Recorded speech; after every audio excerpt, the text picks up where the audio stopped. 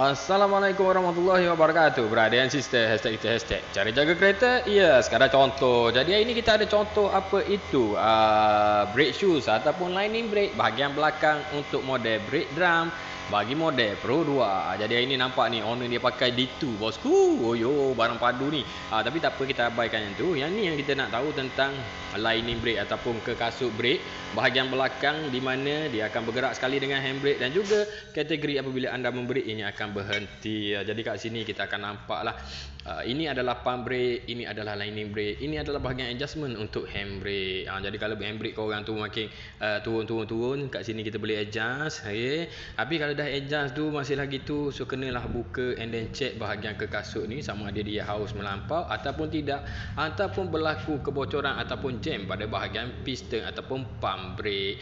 Jadi selamat menservis brake anda. Good luck brother and sister. Ya, sekadar contoh.